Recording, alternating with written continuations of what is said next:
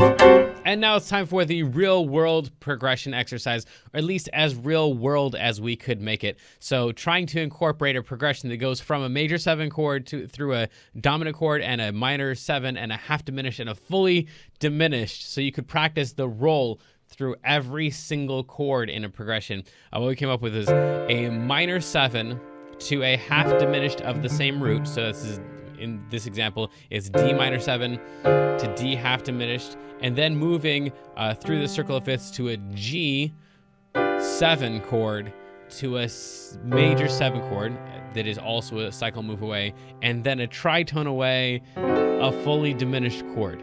So it'd be D, this example is D minor 7, D half diminished, G7, C major 7, F sharp fully diminished. So what we would recommend here is if you want to try this real world progression, starting on the 1 of each of the chords, you'd go from the D minor 7, like that, and then the D half diminished, and then jump to the G, and then to the C major 7, then the F sharp, fully diminished. And then you'll have a 1 bar break here before you move to the next root in the circle of fifths, which would be a G, and that's all written out for you in the appendix C. That's going to be a large appendix.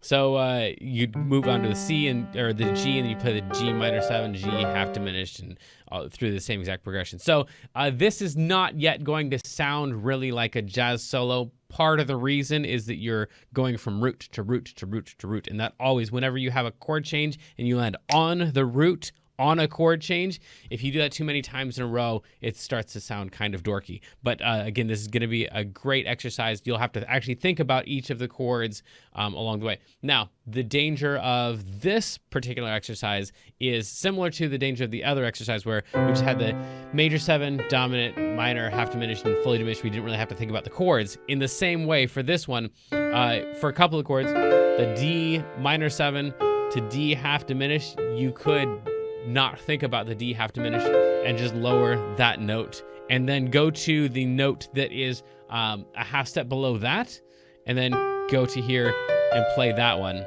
and then from there go down a perfect fifth, and you're not really thinking about any of this stuff, then go down a half step and play a fully diminished chord. So you're not actually thinking about each of the chords as you go through. That's just because your brain is incredibly good at recognizing patterns. And if you do anything that has a pattern to it, your brain is going to start to deconstruct it automatically. So you want to pull back from that a little bit. Part of it's comfortable and part of it's okay.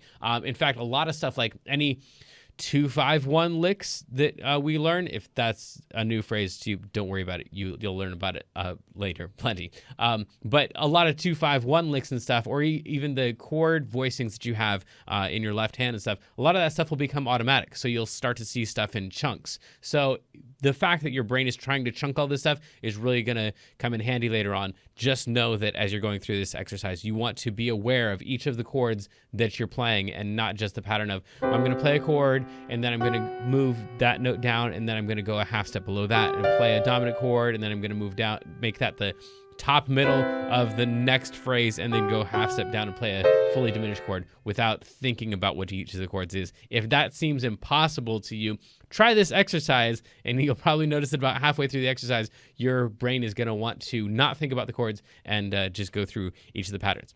That's from the 1, and of course we have the same exact progression starting on the 3.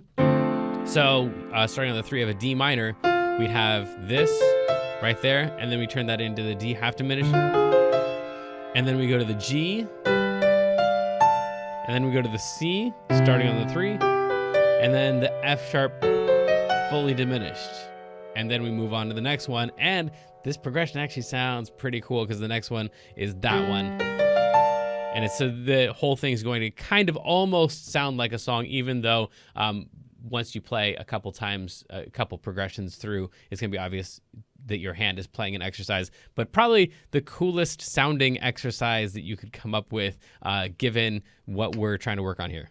The next thing we're going to want to do is to actually incorporate this into a song. So once you have this down, you've played from the 1 and from the 3 through the real world progression, Man, you are ahead of so many people in your playing already. There'll be time to actually play a real song and to try this out in the wild, at least the protected wild that we're giving you at the moment.